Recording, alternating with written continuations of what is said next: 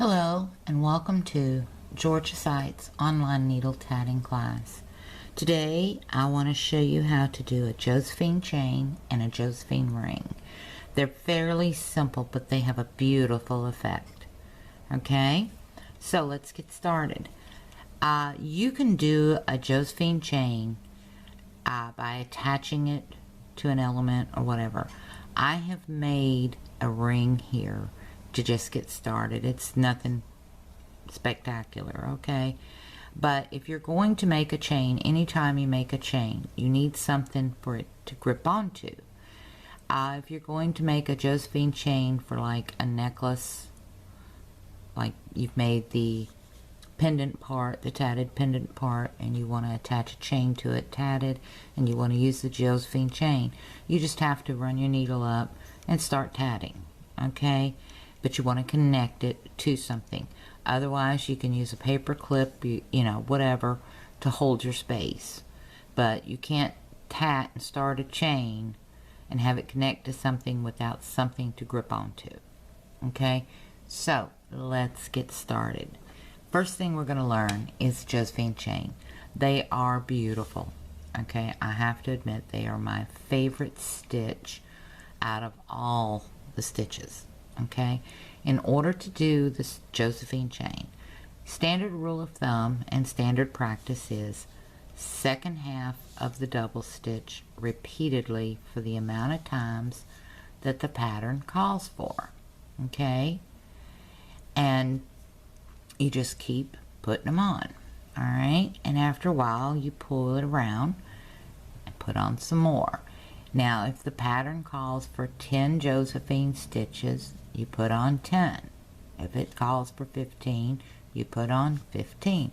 And it's the second half of the double stitch. Now you can use the first half, okay, of the double stitch. It will just change the direction of what's going on here. And as you can see, it's starting to spiral around the needle. Okay, let me get it up here so you can see. See how it's spiraling? That is a Josephine chain, and it works up the same way as a regular chain. When you go to pull it off, okay, you pull it off the same way as you do a regular chain. But as you can see, the thread will start twisting, okay, as you're going.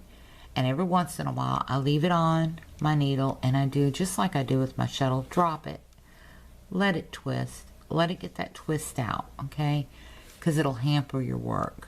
Okay, so now we've got our Josephine chain on. We're ready to pull it off. Guess what we're going to do? Take it off just like you do a regular chain. All right, now yes, you tie off just like you do for a regular chain. Nothing deviates. The only thing is you're using the second half of the double stitch. Now, to make a Josephine knot. Josephine knots are rings that have a billowy effect to them, like a whole bunch of picots together. But it's only done with one half of the double stitch. And it's usually the second half of the double stitch. And it's worked using the same principle as the ring is, okay? Now, in order to get the billowy effect, here's what we do. We put it on, we leave a gap, okay?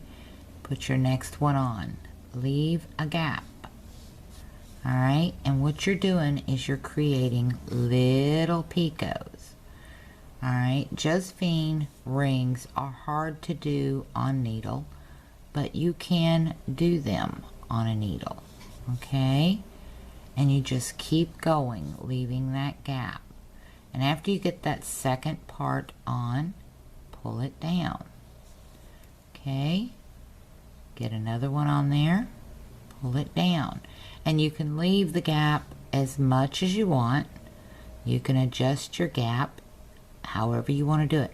But what you're doing is leaving little bitty picots. And you're only using one half of that double stitch. So you really have to pay attention to what you're doing. okay? Then after you get the amount of stitches on there that you want for your Josephine ring, you pull them off and you close it as if it was just a normal ring. Alright? And the effect that it'll give you is this. You see how it's laying out here? It's like a fan.